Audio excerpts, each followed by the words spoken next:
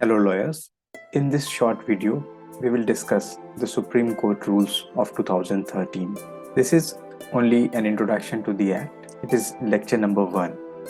So there are total 9 parts, total 57 orders and 30 forms in the Supreme Court rules. We all know that the Supreme Court holds rule-making power under Article 145 of the Constitution of India. It enjoys legislative power in addition to judicial and executive powers. We also know that the Supreme Court has executive powers under Article 146 of the Constitution. Under Article 145, Supreme Court may make rules of practice and procedure, though such rules will require President's approval. This is the application of doctrine of checks and balances. Whether the doctrine of separation of powers have been strictly followed in the Constitution of India? No, it has not been. We can clearly see that the judiciary is exercising legislative powers as well as executive powers. So under Article 145, the rules can be made with regard to rules as to persons practicing before the courts, procedure for hearing appeals and other matters including limitations, rules as to enforcement of fundamental rights, rules as to transfer and withdrawal of cases, rules as to grant of bail, and rules as to stay. Well, this is the Supreme Court Rules 2013. It was notified in the Gazette of India on 29th May 2014 and it came into force on 19th August 2014. The Supreme Court Rules of 2013 has replaced the earlier Supreme Court Rules of 1966.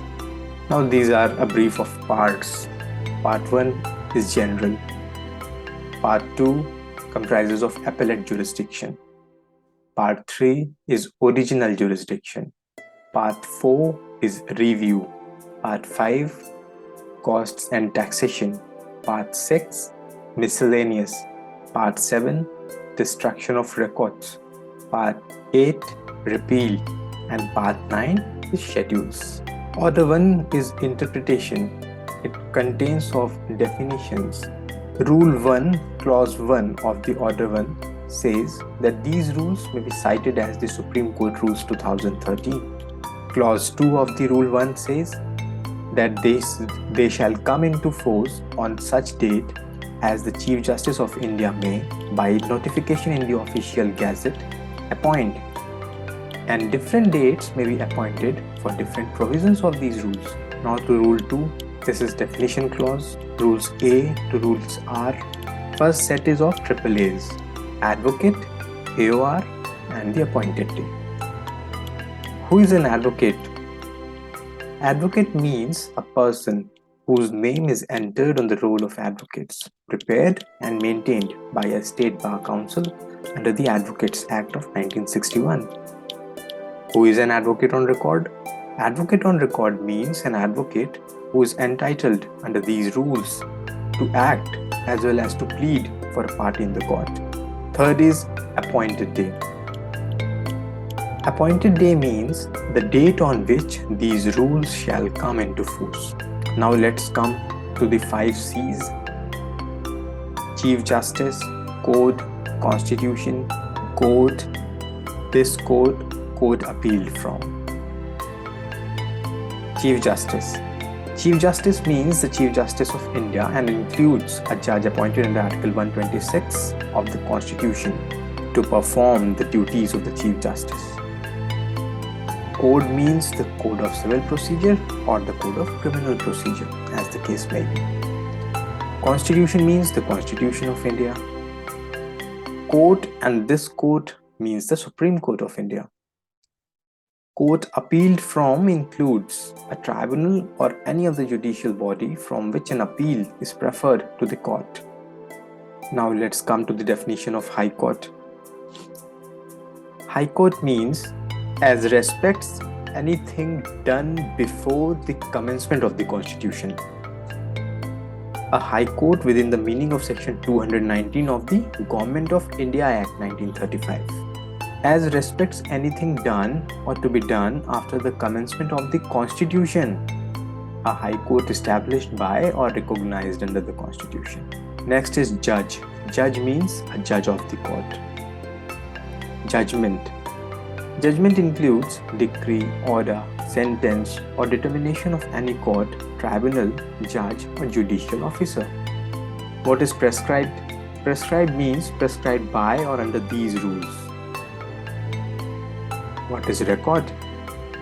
Record in part 2 of these rules means the aggregate of papers relating to an appeal, including the pleadings, proceedings, evidence, and judgments, proper to be laid before the court at the hearing of the appeal. N provides for Secretary General, Registrar, and Registry. O provides for Respondent. Respondent includes an intervener. P. The rules and rules of the court means these rules, the Supreme Court rules, and include the forms appended to these rules. Now Q, who is a senior advocate?